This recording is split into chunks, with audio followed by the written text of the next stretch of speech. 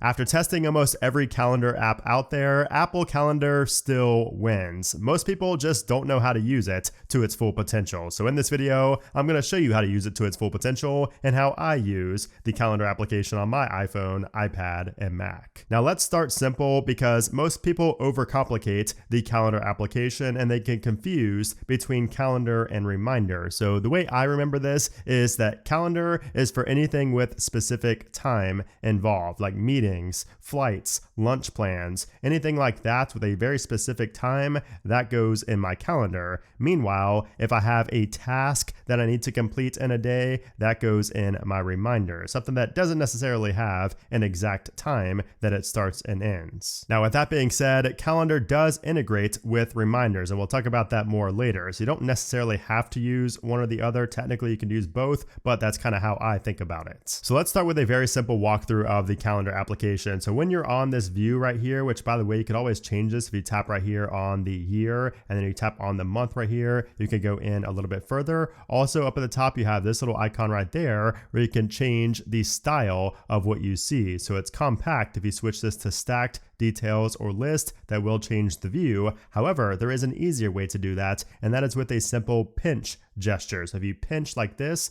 like there, you can see it will change the view of the calendar. It will show more details, so we can now read everything that's in there on the calendar. We can pinch again to make it smaller and then smaller again. You can pinch all the way in until you get down to this view right here where everything takes up a lot more space. And you can see it kind of corresponds to everything that you see right here. And then also up here, we have our search button where we could tap and search for something inside of our calendar application. So whether that's a reminder or an event, you can see it will show all of them right there, and you can tap to jump to it. We also have the plus right here, which is where you can add a new event or a new reminder. I'll show that here in a little bit. Down here at the bottom, we have today. If you tap on that, that will take you straight to the today view, all the way down to the exact minute of the day that you're currently on. And then down here, we have this little calendar icon. When you tap on that, this is where you can access different calendars. So if you notice that you're missing some events, it may be because you do not have a calendar selected right here. So if I go ahead and turn this orange one on, now we'll show all my orange events on the calendar that is color coordinated. You could also tap on the eye right here if you wanted to change anything about this, such as the color, event alerts, and also subscription details if you do have that, added as a subscription. So if we go down here, you can see we do also have others. So you have holidays as well if you want to turn those on or off, along with your scheduled reminders, birthdays, Siri suggestions. You also have show declined events, show completed reminders, and you could add a brand new calendar down here if you would like to. So whether you want to add a subscription from a URL, a family calendar, a holiday calendar, or just a calendar, in general right here, you could change that, and you could also share it with another person as well, so they could see the calendar events on their phone as well as on yours. Now, I think this section is very important because I think everybody should have multiple calendars. I think everybody should have both a work and a home calendar, a personal calendar. That way you can, keep track of everything going on in your life without everything kind of just being jumbled together. And also something that's good to know is that you can trigger certain calendars with a specific focus mode. So this is a pro tip. I'm going to get straight into this. So if you go into your settings right here, this is something that I do. This is actually part of my exact workflow. I was going to show this later, but I may as well show this right now. So when I'm recording a video, this is my work focus mode. If I go into this and I go down and I go into add filter right here and I go into my calendar, you want to make sure to select your work calendar. That way it only shows your work calendar when you're in that focus mode. So I go ahead and tap on add. I now have that filter. So now when I go into that focus mode, check this out. I'll go into my calendar. So we'll just go ahead and search for calendar right here. And now when we go back, you can see it only shows all those blue ones went away. Now it's only going to show what's in my work calendar right here. And you'll notice that we have filtered by focus right there, and you can turn that off from here as well because it does not give you access to any of the other calendars until you have that turned off. So now when I tap on that, you can see it will turn it off. You do have the option to turn it back on right there if you would like to, but it will show your other calendar. So I'd highly recommend setting that up to basically automate, what shows up in your calendar based on if you're working or if you're at home. And by the way, when you create a new calendar, so say we have one for home right here, you can create a public calendar out of this. So it says allow anyone to subscribe to a read-only version of this calendar. So when you go ahead and tap on that, this will allow you to share the link with somebody. So it'll show the link right there, and you could send that to them in a message. That way they will see the calendar events in their calendar. They will not be able to modify it or anything since it is read only, but that is a way to basically get a calendar that you can subscribe to that another person can see at the same time. I think that is something that's very underrated. A lot of people don't use that, but I think that they should. It's very useful, especially because when you go right here to add a person, this only allows you to add a person that's like in your family. Okay, so now let's talk about creating events the right way. So if you go ahead and tap on the plus up here in the upper right hand corner, this is where you go to create your new events, or you could also create a new reminder from here without needing to go into the reminders application. So I don't do that very often, but it is something you can do, but you do have event right here. So let me show you the proper way to do this and really everything that you can do with this, because I think a lot of people don't realize how advanced events are in the calendar app. Okay, so we just created an event called Meet Bob to Talk YouTube, and we have a location right here. So we did put in a location of the win, and we do also have a time when it starts. So it's going to start on January 26th, and it's going to be at 9 a.m. So now we have a start time for this event. Now you don't need an end time, but I'm going to do that anyways. We're just going to do until 10:30 right there. You do also have the time zone. Now, if you go into this, you can change the time zone from here. However, it will default to your current time zone that you're in. However, if you go into your settings application and go into the calendar section, we do have an option here for time zone override. If you go into that and you turn that on, this will allow you to basically override any time zone that you're in the future. So maybe let's say you're traveling to Las Vegas, or you're traveling to Los Angeles,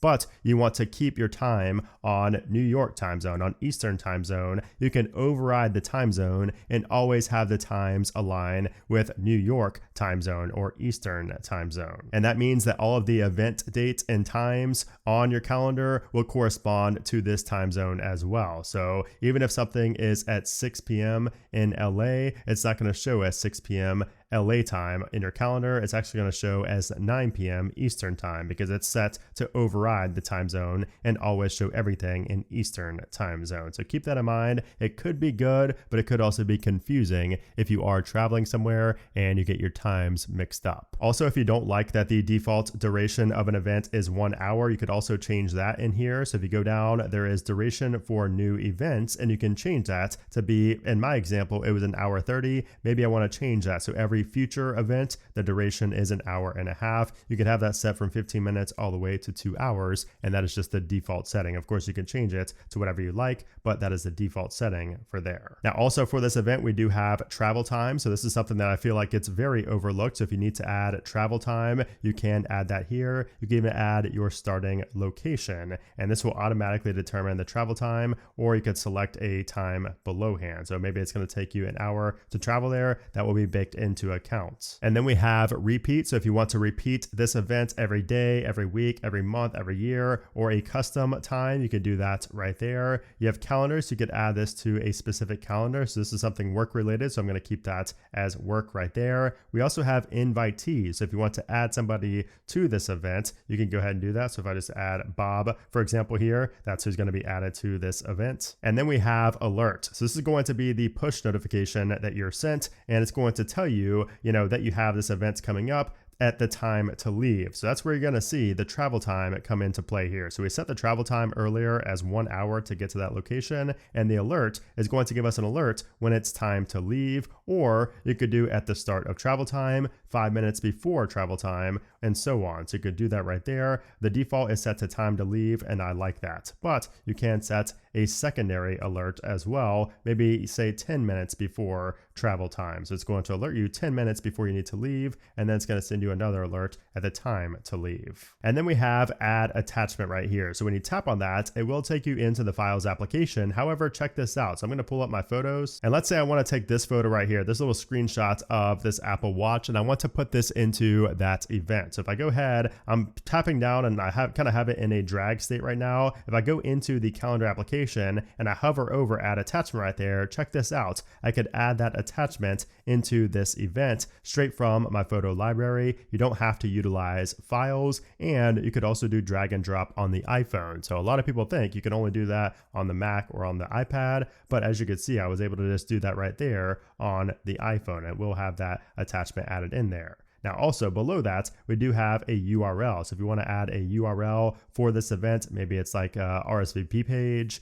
maybe it's, something to buy tickets, something like that, you can add the URL for that right there. And then we also have notes, which is where you could add notes to give context about the event. And here's something else you might want to do. So if you have a note that's maybe like a itinerary for an event or something like that, you can actually take and drag that note. So I'm going to pick right here and drag it. I'm going to put it in this drag state right here. I'm just tapping and holding on it. And I go into the calendar application. I can drop that in right here on notes, and check this out. It will drop in all those notes that I just wrote down in my notes application right here in the notes for this event. So it's easier to read. You can even link this as well. So if I go over here and I add this as an attachment, you can see it will show that right there. Now earlier I showed a photo going into there, but it doesn't always work with photos from your photo library. So I'd recommend doing this mainly for things like notes or PDF documents, things like that. Like here's an example of a PDF I have. So I'm going to add this as an attachment, and now you can see that that PDF has been added to that event. And that makes more sense a lot of times than a photo. So I'm just going to go ahead and remove this photo. You could just swipe over and remove.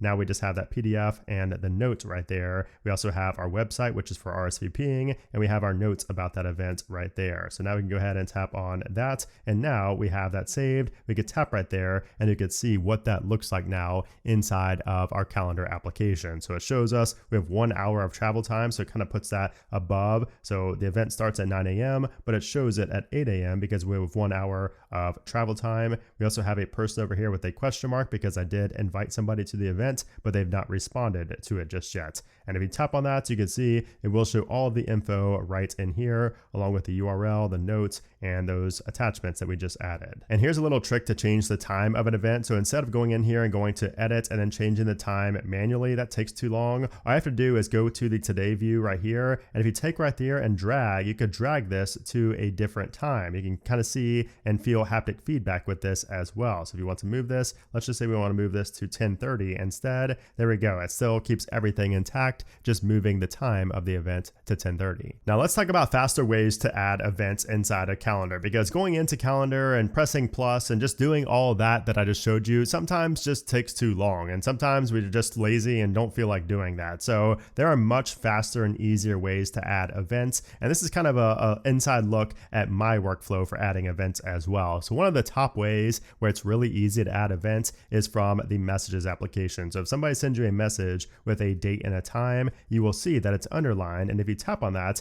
it allows you to quickly and easily add that to the calendar. And from here, you already have the time and the date in there. You just need to add the title and all the other info that you would like. And it also has a link to that exact message. That way it will link back to it. So if I go ahead and tap right here, and if I go into this and go to the 28th, if I go and tap on this and go to show in messages, it will take me to that exact message. And here's another amazing way to add an event to your calendar. So if you take a screenshot and you have an Apple Intelligence device, check this out. So you can see when it sees dates in a photo or a screenshot that you just took, you have add to calendar right there, and it will use the context of what's on the screen to add that. So it says Chicago live in Vegas, and you can see it shows the dates. It picked that up right there, and you could edit it or just create the event right from there, and boom, it's done. All you have to do is screenshot it, add to calendar, and you're done. So now if I go into my calendar and go look at February 13th, check it out. It's right there. If I tap on that, it will show me everything right there, and also has the image that was added to this event, and even shows the exact date and the exact location as well, because it picked that up from this photo. Another easy way to do this is by just simply asking Siri. So check this out. I have a meeting with Bob on Friday at 6 p.m. and we need to talk about cars. Boom, created. That was added right there. Talk about cars with Bob. It shows the exact time time and date that I just said. I actually just said Friday, but it knew the context and it added it for January 23rd. And then another fast way to add an event is just with the widgets. So the calendar widget right here, you could see your up next, you could see your dates, you could see your list and your month. So all of those right there will work. They just show up right here on your home screen. And you can simply tap on that. And from here, you can go to plus and add an event very quickly. You can also do that from the lock screen. So if you want to set that up as a lock screen widget right here, you could do that very easily. Also, if you tap and go to customize and go up top where it shows the date, it does show calendar right there. You can actually have it show your next event. So it shows that right there. If you tap on done, you can actually tap on where it shows that event and it will take you to it. And you could also go right here, just click on the plus and add an event that way as well. By the way, if you want to see how I integrate calendar with all of my other Apple applications like reminders and notes on my iPhone and my Mac for my business, I am going to create a detailed video on these. So if you want to see that, if you're interested in seeing that, let me know in a comment down below. But anyways, there you have it. That is how I use the calendar application on my iPhone, my iPad, and my Mac. So I can go into a lot more detail if you guys want to see a more detailed look at my system, especially with color coordination and things like that, and how I do that in my workflow for my business and my personal life. If you guys are curious about seeing a video like that, please let me know down in a comment below. But if you enjoyed this video, this walkthrough of the calendar application and kind of how it works here in 2026, be sure to give this video a thumbs up. And once again, if you have any questions or if you want to see anything further, please let me know in a comment down below. But anyways, guys, thanks for watching and I'll see you soon.